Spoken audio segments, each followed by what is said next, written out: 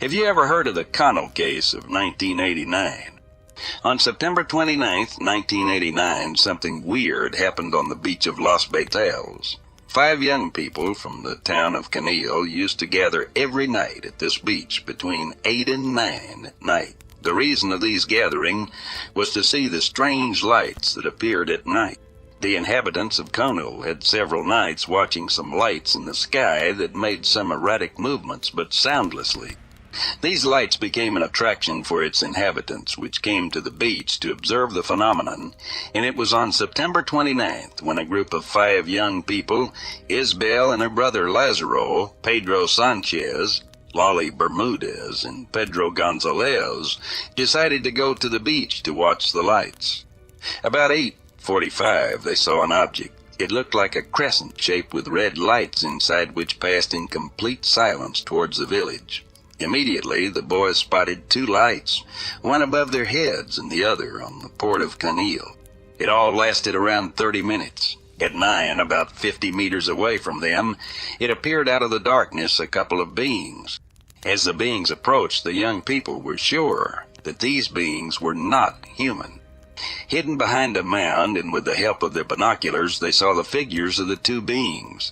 They were very tall, possibly exceeded 2 meters. They dressed in a white robe that reached the floor. They walked awkwardly, and the young people said they had no face nor hair. Thereupon the strange beings began to move towards the young people, causing them to leave, running in terror. The 2 beings stopped and turned their backs to the young people. Ignoring them, they seemed watching a strange light on the port. The young people also stopped and stayed observing the movements of the strange being. Soon a small blue sphere began to descend from the sky, stopping within a small distance from the beings. Immediately the 2 beings sat in the sand and began to dig and make a horseshoe-shaped mound. The beings lay down on the sand, and they started bouncing the small blue sphere at each other as if playing. The 5 young people were still watching the beings when a dark figure approached from the sea, wrapped with a kind of fog, and gave the sensation of floating. This new being was taller than the other 2 that were lying on the sand. His clothing were black and had a monstrous white head with 2 large black holes instead of eyes. The young people have had enough emotions already and were ready to leave when they saw that the tall being was gone and the 2 lying beings incorporated with a new look. They now had a human face. Had become a man and a woman with Nordic features. The man was very tall and blond. He was wearing jeans and a t-shirt, and the woman, which was also very tall but not as tall, had long dark hair. She was wearing a long white skirt. The young people were very confused. The 2 beings started to walk toward the streets of Connell. 2 of the young people began to follow them, but stopped when they saw over the sea a sort of cloud approaching at high speed towards them. Pedro Gonzalez, with the help of his binoculars, observed the tall black-dressed being. The young people couldn't fully appreciate the features of this being, so they agreed to get closer to see it better. The being then stopped and stared at the witnesses, then turned around and got lost in the shadows. The young people realized that because of the appearance of this being, they lost sight of the other 2 beings which headed toward the streets of Connell. After the event, the young people continued on the beach. They were waiting the arrival of an acquaintance, Juan Bermudez. The young people discussed what happened and decided to remain silent. At 10:30, Juan arrived, and they told him what happened. He recommended them to intern at the beach to look for evidence. They found some footprints in the sand, 17 inches long and 5 inches wide. They also observed other tracks that had one characteristic in common. It had 4 fingers, and these tracks were heading to the village. They then departed from the mound made by the 2 beings. So this happened over a year ago, and I haven't been able to tell many people, nor bring this up to many people online without the fear of judgment. If this doesn't belong in this sub, please let me know. Thank you. Have you ever heard the extraordinary case of Dionisio Lanka and the Euphonauts? The weather was fine on the night of October 27-28, 1973, in the Bahia Blanca region of Argentina, when lorry driver Dionisio Lama performed a cursory inspection of his Dodge 600 truck.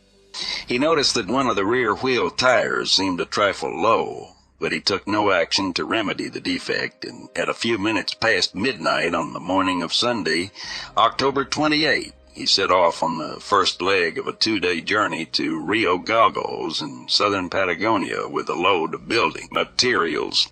By 12:45 a.m., he had reached the Esso service station on the Col Don Bosco. He filled the tank with petrol and paid for it out of the sum of just over 150,000 pesos that he was carrying. Once again he looked at, but lazily ignored, the faulty tire. By the time he was rolling along Avenida 3, Highway 3, it became obvious to him that the tire was much worse, and that there was nothing for it but to change the wheel. He had reached the place known as Villa Bordeaux, some 18 kilometers along the highway from Bahia Blanca, when at about 1:15 a.m., he pulled onto the hard shoulder of the road. He got down from his cab and took out a spare wheel, a jack, and other tools. As he went to work with the jack, the road was completely deserted. Then, while he was kneeling beside the wheel, the area around was suddenly lit up by an intense yellow light, which seemed to come from behind him. His immediate reaction was that the light was from the headlights of an approaching Puget car, and he took no more notice until the light turned bluish, like the light from a welding arc. Then, when he tried to stand and turned to see the source of the light, he found his legs would not respond. Still kneeling, however, he managed to turn partly round and saw near a grove of trees a great luminous plate-shaped object hanging motionless about 6 or 7 meters from the ground. He also saw close behind him 3 strange people who were eyeing him fixedly. Once again he tried to stand up, but could not, and he realized, too, that he was unable even to speak.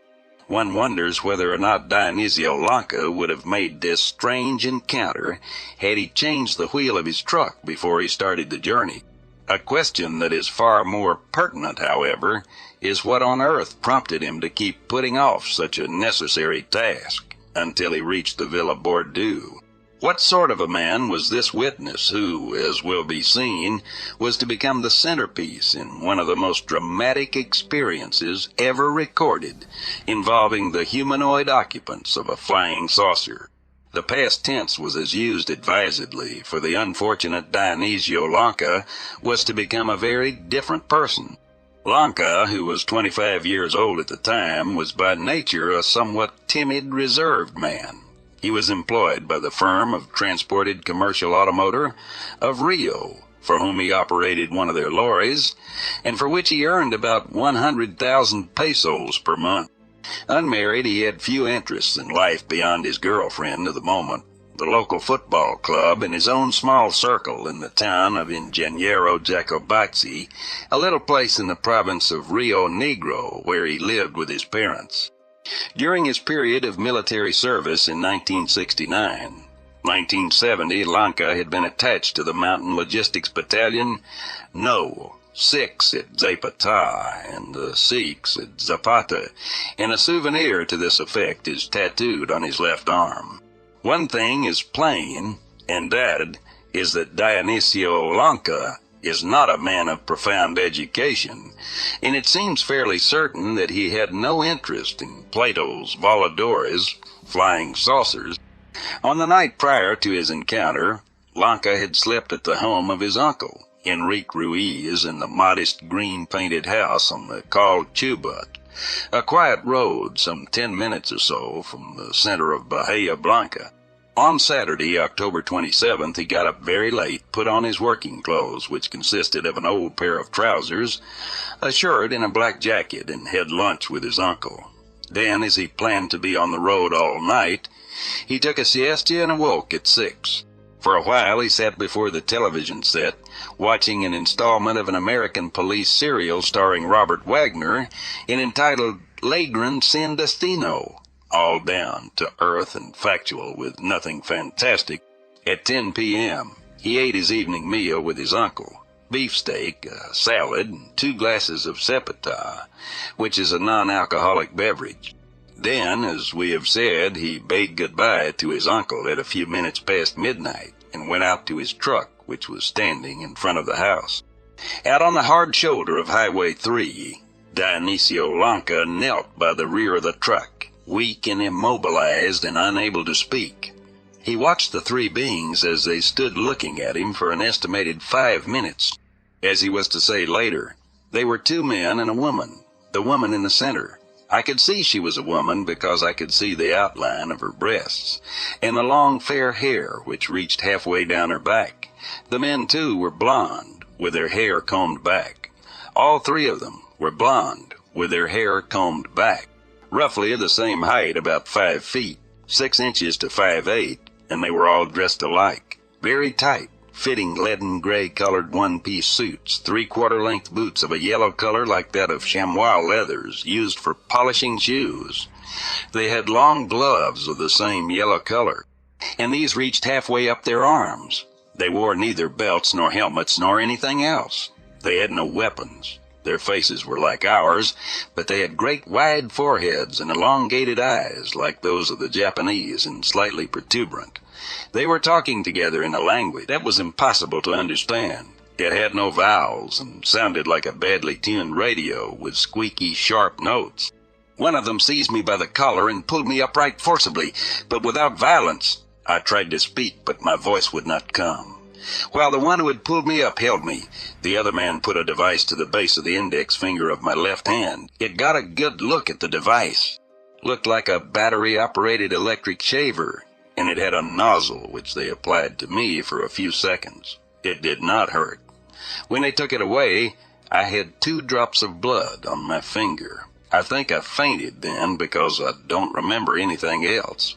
There is no way of saying when Dionisio Lanka regained consciousness. From the pieces of evidence garnered from various inquiries and the questioning of the witness, it seems it must have been somewhere between 2 and 3 a.m. on Sunday, October 28, 1973. He found that he was laying near some wagons parked inside the corral of the Sociedad Rural de Bahia Blanca, at a distance of about half a mile from the spot where he had had his experience. Why he was in such a place he couldn't say, for he could remember nothing. Neither his name, nor the episode, nor his truck, nor his home. He felt nausea and was very cold. With the lights of the traffic to guide him, he remembers setting off for the main road, but that was all. When he next regained consciousness, he found himself in a bed of the municipal hospital in Bahia Blanca. It was then that he recalled what had happened, and he trembled. He could see that his clothing was intact, folded up at the foot of the bed. Asking what time it was and feeling the need for a smoke, he found that his watch, his cigarettes, and his lighter were missing. The 150,000 pesos were still in his trouser pocket. He then inquired about the truck and was told by the hospital authorities that the police had found his truck, parked on the hard shoulder of Highway 3 at Villa Bordeaux, and jacked up with a wheel ready for changing. His documents were in the dashboard compartment, and they were intact.